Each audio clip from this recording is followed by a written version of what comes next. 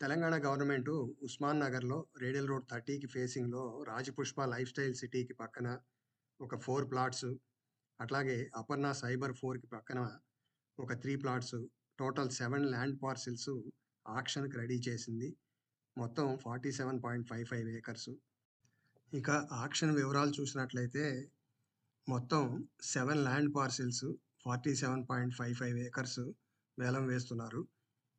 ఈ ఆక్షను 3 ఫేజెస్‌లో అవుతున్నది. ఫేజ్ 1 10థ్ మార్చి. ఆ రోజు ప్లాట్స్ 1 అండ్ 4 ఆక్షన్ చేస్తున్నారు. Plot 1 10.9 acres, plot 4 6 acres. అట్లాగే ప్లాట్స్ 2, 6, 9 మార్చి 13థ్‌న ఆక్షన్ పెట్టారు. ప్లాట్ 2 వచ్చేసి 7 ఏకర్సు, ప్లాట్ 6 5.72 ఏకర్సు, ప్లాట్ 9 4.05 ఏకర్సు.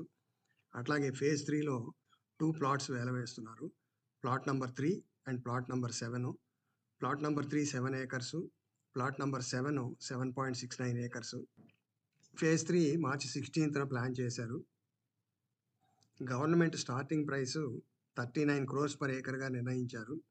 ఆక్షన్‌లో దాదాపు 50 క్రోర్స్ వరకు ఎళ్ళొచ్చు అని చెప్పి చెబుతున్నారు.